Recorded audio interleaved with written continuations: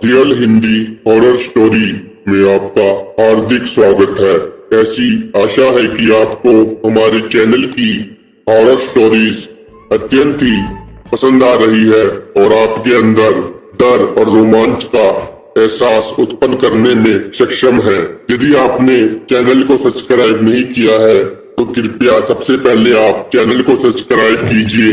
आगे आपको बहुत ही मजा आने वाला है। आज की कहानी टीटू के जीवन का एक वास्तविक किस्सा है जो झांसी के एक गांव में रहता है।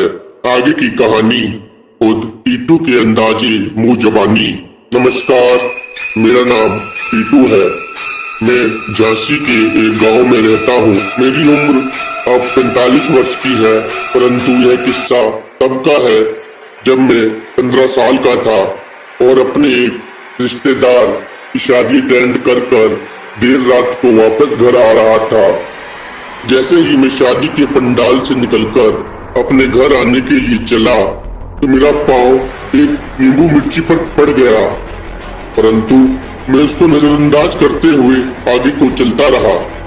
लगभग 100 मीटर आगे जाने पर मौसम अचानक से बदल गया और काले घंघोर घटाएं छा गई।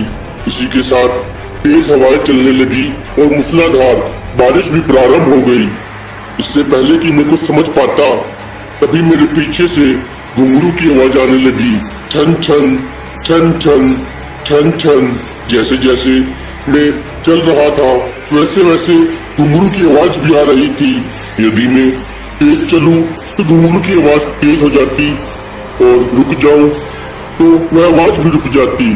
तभी मैंने पीछे मुड़कर देखा तो वहाँ कोई भी नहीं था। यह देखकर मैं डर गया और मैं वापस से तेज तेज अपने घर की ओर जाने लगा। थोड़ी दूर पर बस स्टैंड था। मैं किसी तरह बस स्टैंड पर पहुंच गया, परंतु बस स्टैंड पर खड़े हुए मुझे लगभग आधा घंटा हो गया था और चारों ओर भयानक मौसम की मार हो रही थी, परंतु अभी भी कोई भी बस नहीं आई। देर रात की बस भी शायद निकल गई थी और रात और भी घंघोर काली होती गई। तब मैंने सोचा कि मेरा घर यहाँ से कुछ ही दूरी पर है, लगभग 2 से 2.5 किलोमीटर की दूरी पर, तो क्यों न मैं पैदल ही चला जाऊं। इतना विचार आते ही मैं घर की ओर पैदल ही चल पड़ा। लगभग मैंने आधा ही सफर तय किया था कि दोबारा से वही घुंघरू की आवाज मेरे पीछे पीछे सुनाई दे रही थी, परंतु मैं चलता रहा। तभी मुझे किसी स्त्री का बहुत ही मधुर स्वर सुनाई दिया कि रुक जाओ ऐ नौजवान, रुक जाओ। परंतु मैं रुका नहीं, मैं चलता रहा।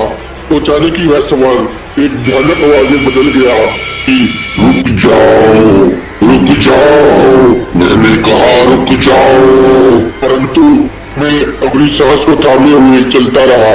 मैं कुछ कदम आगे चला था कि मैंने देखा कि मेरे सामने एक छोटा सा बच्चा जो लगभग 5 से 6 वर्ष का होगा बीच रोड पर बैठा हुआ है, जो लगभग 5 से 6 वर्ष का होगा बीच रोड पर बैठा हुआ है।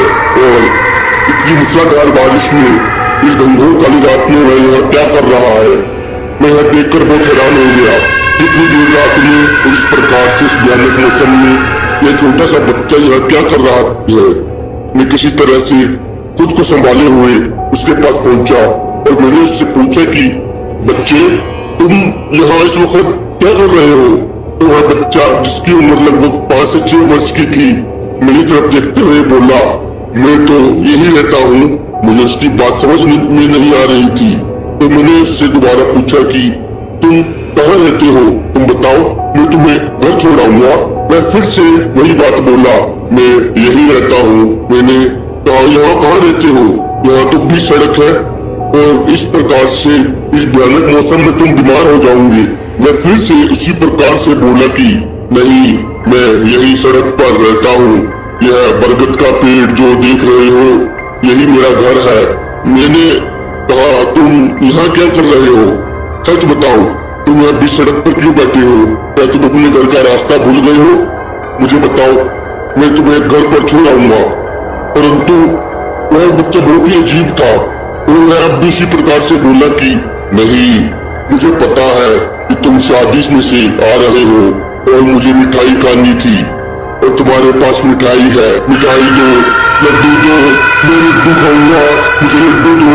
उसकी आवाज सुनकर मैं बहुत डर गया और मैंने डरते डरते अपनी पोटली में से दो लड्डू निकाल कर उसको दे दिए और उसको वही छोड़कर मैं तेजी से आगे की ओर बढ़ गया। अभी मैं 3 कदम भी नहीं चल पाया था कि मैंने सोचा कि छोटा बच्चा है, इस अंधेरी रात में, इस भयानक मौसम में वहाँ पीछे सड़क पर रह गया है, उसे अपने साथ ले चलूं। परंतु जैसे ही मैंने पीछे मुड़कर देखा तो मेरे होश उड़ गए। दूर दूर तक कोई भी नहीं दिखा और वह दो लड्डू नीचे सड़क पर रखे हुए थे। अचानक यह सब देखकर मैं सुनसा हो गया और मेरी रगों में बहता हुआ लहू जाम होने लगा। यह सब देखकर मैं अत्यधिक ही डर गया था, परंतु मैं किसी प्रकार से अपनी हिम्मत को बांधे हुए तेजी के साथ चलता रहा और पूरे रास्ते मेरे पीछे वही घुंघरू की आवाज छन छन छन छन छन छन आती रही और बीच बीच में किसी बच्चे की रोने की आवाज भी आ रही थी। वो रोते हुए बार बार यही कह रहा था कि लड्डू दो, लड्डू खाऊंगा, लड्डू दो, लड्डू खाऊंगा। मैं अभी अपने घर से 100 मीटर की दूरी पर पहुंच गया था और मैंने चैन की सांस ली। मैंने अभी चैन की सांस ली ही थी कि तभी मुझे वह बच्चा अपने घर के पास में बैठा हुआ दिखाई दिया और वह बहुत ही अजीब दिखाई दे रहा था। उसने बहुत ही धीरे धीरे से अपना चेहरा ऊपर की ओर उठाते हुए मेरी ओर देखा तो मैंने देखा कि उसका पूरा चेहरा खून से लथपथ था और उसकी आंखें लगभग बाहर को निकली हुई थी और वह भी खून से लथपथ थी और वह धीरे धीरे चलते हुए मेरी ओर बढ़ने लगा। यह देखकर मैं बहुत ज्यादा डर गया और इतना डर गया था कि वही गिरकर बेहोश हो गया। सुबह जब मुझे होश आया तो मैंने खुद को अपने घर के कमरे में पाया था और मेरे आसपास मेरे परिवार के सदस्य रिश्तेदार थे जो मुझे हौसला बांध रहे थे। उन्होंने मुझसे पूछा कि तुम इस प्रकार से वहाँ घर के पास सड़क पर कैसे बेहोश हो गए थे, अब तुम ठीक तो हो ना? तो मैंने उन्हें अपने रात का सारा किस्सा क्या सुनाया। तब मेरे मामा जी जो पड़ोस के गांव के जंगल के कबीले में सरपंच है, उन्होंने मुझे बताया कि वह कोई साया था जो मिठाई के साथ साथ हमारे पीछे पीछे घर तक आ गया था। आगे कभी भी बाहर जाओ तो लाला मीठा प्रसाद लेकर रात को ना आना। तब से मैं कभी भी बाहर जाता हूँ तो देर रात को मीठा लेकर अपने साथ नहीं आता। इस भूखे किस्से के बारे में सोचते हुए मैं आज भी डर और वैसे कांप उठता हूँ। यह था टीटू का एक वास्तविक भूतिया किस्सा, जिसको सुनकर आपको वास्तव में काफी रोमांच और डर का एहसास हुआ होगा।